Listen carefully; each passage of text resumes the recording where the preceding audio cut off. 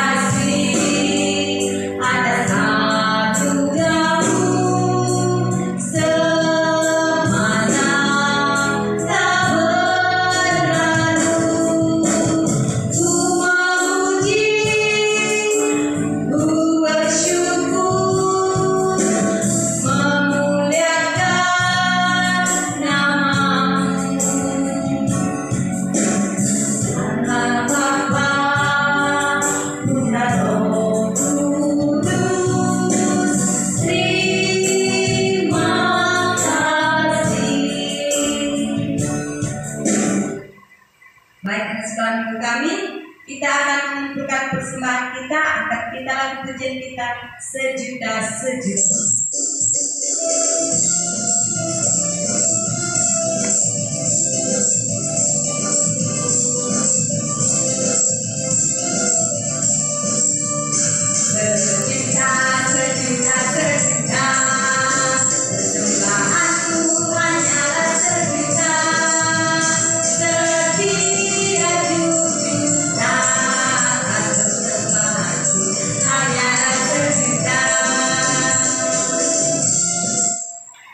Oke, kita akan mendengarkan firman Tuhan kita. Kita angkat lagu pujian kita, baca kitab suci.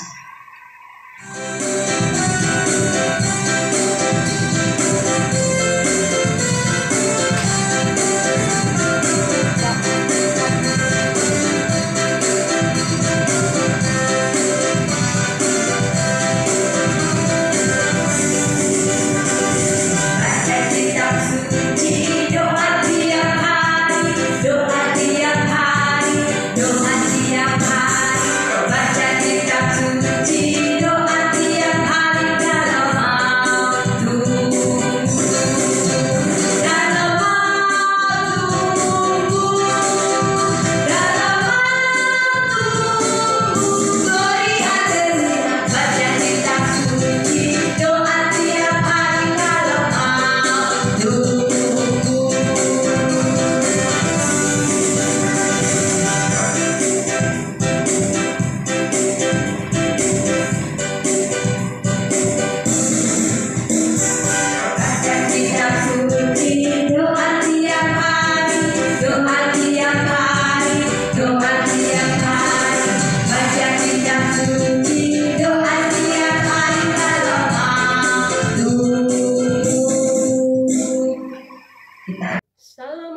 adik-adik semua, selamat bertemu kembali pada hari ini.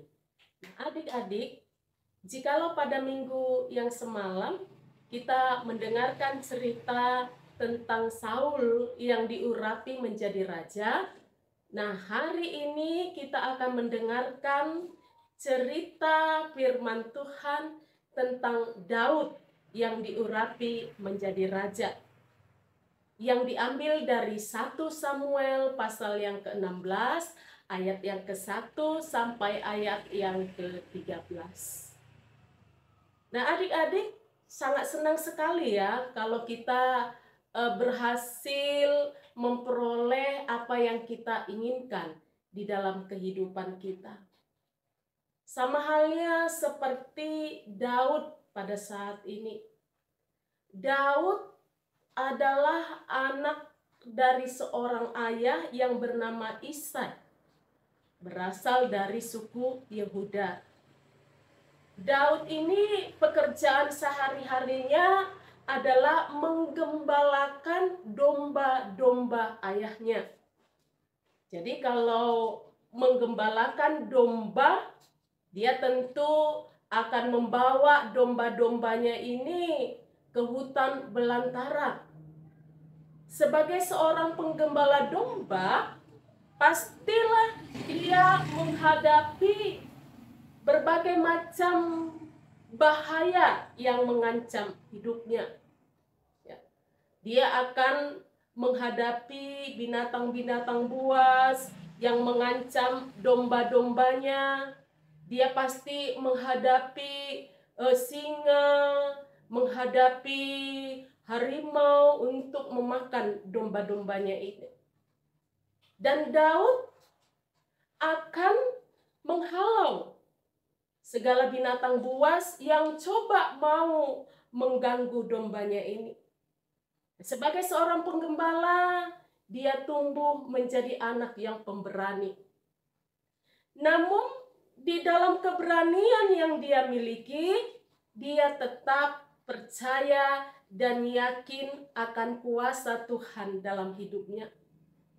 Daud tidak mengandalkan kekuatan yang lain selain dia mengandalkan akan kuasa Tuhan dalam hidupnya.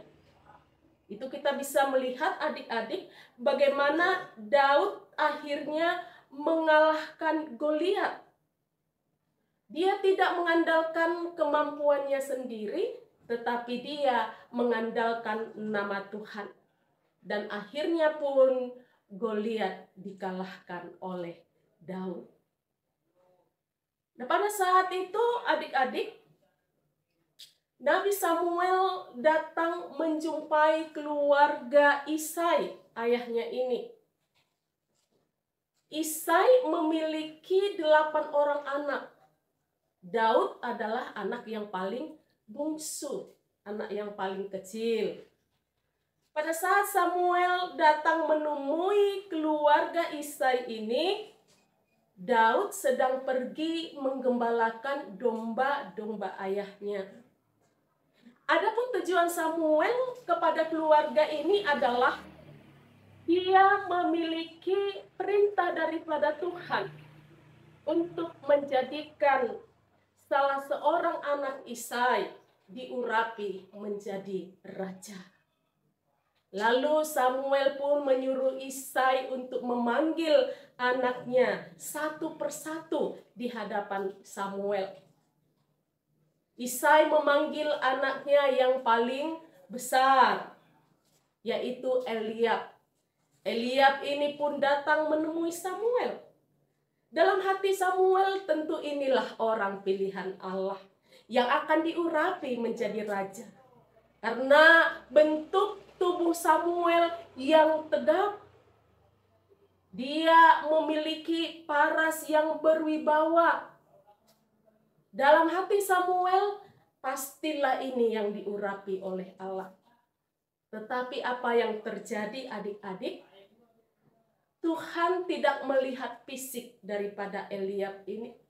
Eliab pun lewat dari pilihan Allah. Lalu Samuel pun menyuruh Isai untuk memanggil anaknya yang lain. Demikianlah adik-adik, semua anak Isai datang menjumpai Samuel sampai kepada anak yang ketujuh. Namun di antara ketujuh anak ini pun Tuhan tidak berkenan untuk mengurapi menjadi raja. Samuel pun bingung. Lalu yang mana Tuhan? Dia bertanya di dalam hatinya. Lalu Samuel pun bertanya kepada Isai ayahnya, apakah engkau mempunyai anak yang lain yang tidak ada di sini pada saat ini? Lalu Isai katakan, ada, anakku yang paling bungsu sedang menggembalakan domba-dombaku. Lalu Samuel menyuruh Isai memanggil Daud untuk datang menjumpainya. Lalu Daud pun datang menemui Samuel, dan Samuel pun membawa Daud di hadapan Tuhan. Dan Tuhan pun berkenan untuk mengurapi Daud menjadi raja. Tuhan berkata kepada Samuel, bangkitlah, urapilah dia menjadi raja. Aku berkenan atas hidup Daud. Lalu Daud pun diurapi menjadi raja. Nah, adik-adik yang terkasih, Daud semasa hidupnya, mulai dia kecil sampai dia besar, dia selalu mengandalkan Tuhan dalam hidupnya. Dia selalu mengandalkan kuasa Tuhan. Apapun tantangan yang dia hadapi, bahkan bahaya yang mengancam dirinya pun ke depan, dia tetap hadapi itu dengan percaya dan yakin bahwa Tuhan akan menolong dan menyertai dia. Karena keyakinan dan kepercayaan Daud inilah Tuhan berkenan untuk mengurapinya menjadi raja. Adik-adik, Tuhan tidak melihat fisik, tetapi Tuhan melihat hati. Kita melihat bagaimana di antara saudara Daud tadi, semuanya lewat. Walaupun dalam fisiknya dia cocok diurapi menjadi raja, namun Tuhan tidak melihat itu. Tuhan melihat hati Daud. Nah, di dalam kehidupan kita adik-adik, kita harus yakin bahwa masa depan adik-adik ini semuanya berada di dalam tangan pengasihan Tuhan. Tetap menjaga hati kita semua, jaga hati adik-adik supaya di dalam hatimu itu Tuhan hadir memberkati. Tuhan tidak melihat penampilan adik-adik, Tuhan tidak melihat fisik adik-adik, tetapi Tuhan melihat bagaimana adik-adik mengandalkan akan kuasa Tuhan di dalam hidupmu. Karena kuasa Tuhan akan menjadikan seseorang itu berhasil di dalam hidup. Yakin dan percayalah bahwa engkau kelak akan berhasil dalam meraih segala apapun yang engkau cita-citakan dalam hidupmu. Asalkan engkau tetap menjaga hatimu selalu tertuju kepada Tuhan dan mengandalkan kuasa Tuhan dalam hidupmu. Tuhan akan memberkati orang-orang yang akan dipilihnya menjadi orang yang berhasil dan sukses kelak untuk menjadi orang pilihannya. Tuhan memberkati, kita berdoa. Tuhan Yesus, terima kasih untuk firman-Mu pada saat ini. Biarlah kami seluruhnya boleh menjaga hati kami untuk selalu diisi oleh firman Tuhan. Dan yakin sungguh-sungguh akan kuasa Tuhan terhadap kehidupan kami. Terima kasih Bapa, terpujilah nama Tuhan. Dalam Yesus kami telah berdoa. Amin.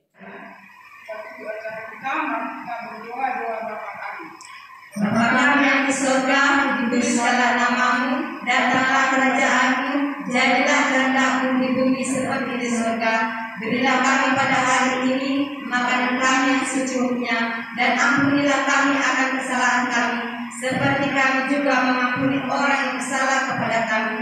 Dan janganlah membawa kami ke dalam percobaan, tetapi lepaskanlah kami daripada yang jahat. Karena Engkau yang mempunyai kerajaan dan kuasa dan kemuliaan sampai selama-lamanya. Amin. Kasih anugerah Tuhan Yesus Kristus dan kasih sayang Allah Bapa dan persekutuan Roh yang kudus menyertai dan memberkati kita mulai pagi ini, besok dan sampai selama-lamanya. Amin. Bapa